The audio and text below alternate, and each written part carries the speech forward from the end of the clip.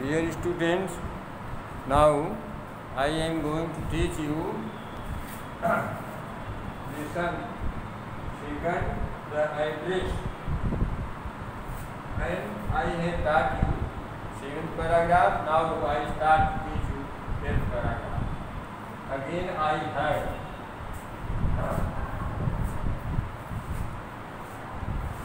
Again I heard the unnatural sound of my voice and I went. मुझे पुनः अपनी ही आवाज़ का अस्वाभाविक स्वर सुनाई दिया और मैं बोली. I remember my mother once asked me if I would help her polish the silver. एक मुझे याद है कि एक बार मेरी माँ ने मुझसे कही थी कि क्या आप इस सिल्वर को, चांदी के बर्तन को पॉलिश करने में मदद करेंगी.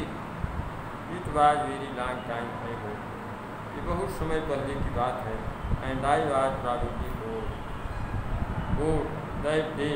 उस दिन, शायद उस दिन मैं वो बोर हो चुकी थी, परेशान थी, उलझन में हुई थी. आर पर है साई है टू स्टे एट होम. क्या जाएगा या कि मैं अथवा शायद मैं अस्वस्थ होने के कारण घर पर ही रुक पड़ी थी. मुझे घर पर ही रुकना पड़ा था.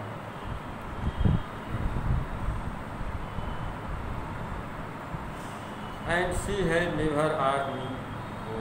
इससे पहले उसने मुझसे कभी नहीं पूछा. I asked her which silver she meant and she replied.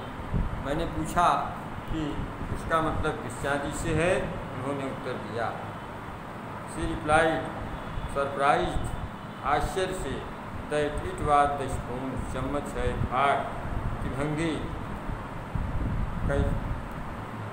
फार्क है, एंड नाइफ चाकू of.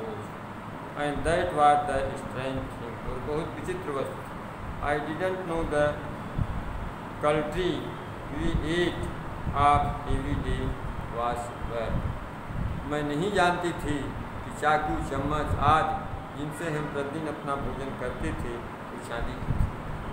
The girl laughed again. लड़की हंस पड़ी दोबारा. I bet you don't know it is idea. मैं शर्त लगा सकती हूँ कि आपको इन चीज़ों के बारे में नहीं पता होगा. I looked intently her. मैं उसकी ओर गौर से देखा. What we eat with. तो हम किन चीज़ों का इस्तेमाल करते हैं खाने पर. Well do you know. क्या तुम जानती हो. She hesitated. वह संकोच में पड़ गई, हिचकिचाई. She walked to the side door. की तरफ गई. Wanted to open. ड्रावर खोलना चाहती, दरवाजे को खोलना चाहती. I will look it's in here. मैं देखूंगी. It looks in here. हाँ. I jumped up. मैं उछल कर. I was forgetting the time. मैं गाड़ी के समय को भूल गई. I must catch my train. हमें अपनी ट्रेन को अवश्य करना चाहिए. Now the explanation in English. Here the narrator tells us that she again, it seemed her again that she had her unnatural voice. She tells that once her mother had asked her to help her to polish the silver parts, and narrator felt very bored. He was in boring condition as he had to stay at home. Perhaps he had to stay at home, or he had to stay at home, or perhaps he was ill. Her mother had never asked her before to do such work. I asked her, what do you mean by this silver? She answered that all these are of silver. For example, spoon, fork, knife, all are made of silver.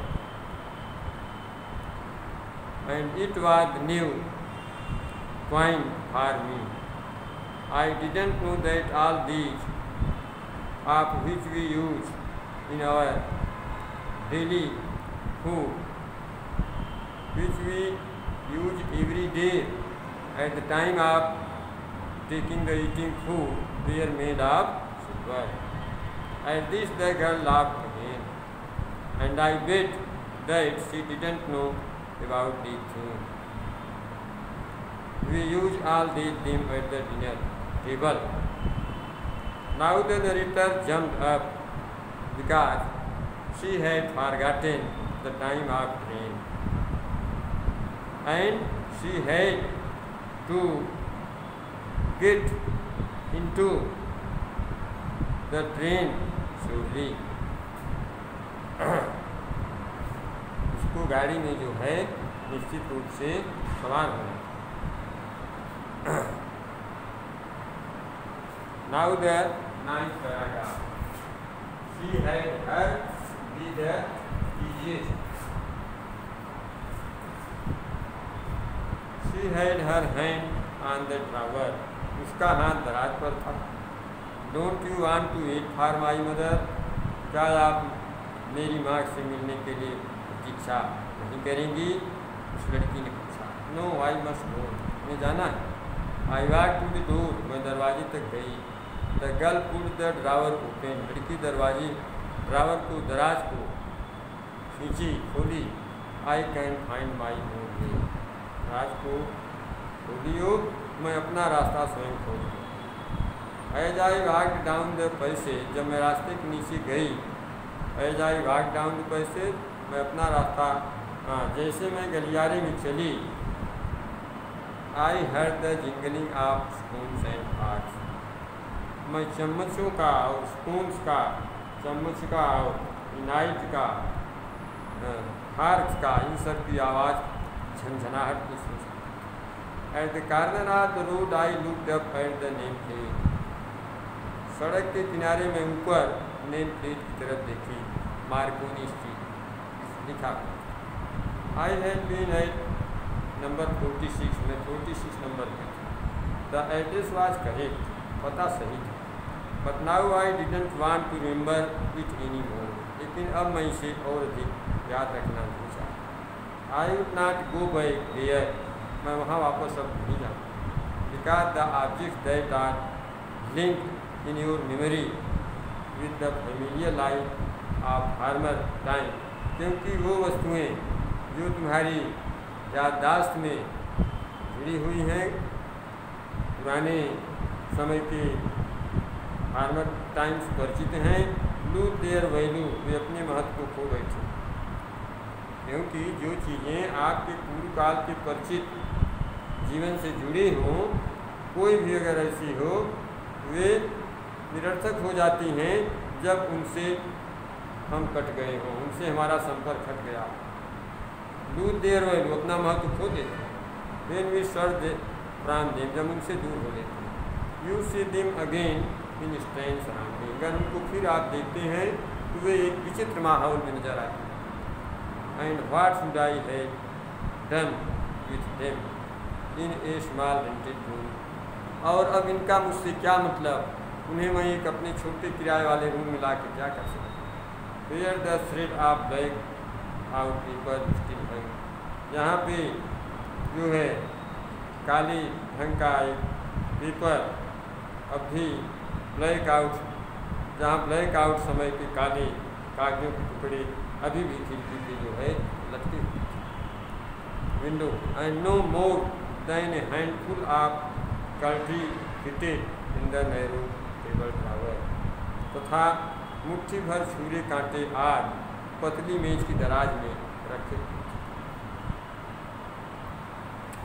I resolve to forget the address, मैंने इस पते को भूल जाने का दृढ़ निश्चय किया।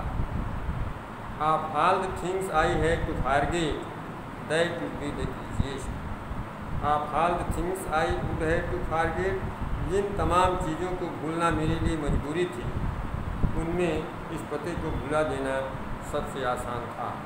Now the explanation into English. Here in this paragraph, the narrator tells us that the hand of the girl was on the drawer. She asked the narrator if she didn't want to wait her mother more. The narrator told her that she would not wait her. She must go. Now the narrator walked down the passage and she heard the lingering sound of the spoons and forks. At the corner of the road, she looked up the name plate, Marconi Street, and it was in house number 46. The address was correct. Now the narrator didn't want to remember that address. She decided never to go there again, because anything with whom you are familiar from the former time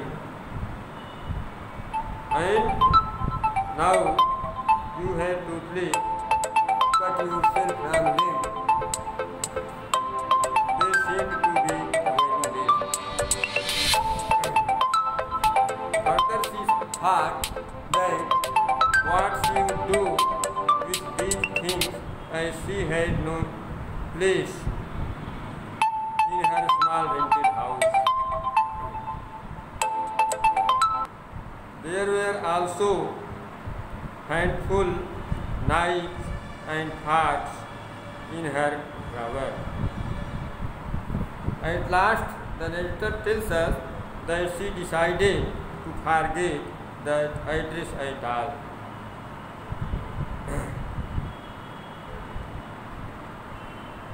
For the things which were necessary, for those things which were necessary for the narrator to forget, the easiest of them was to forget the address. Now that's all.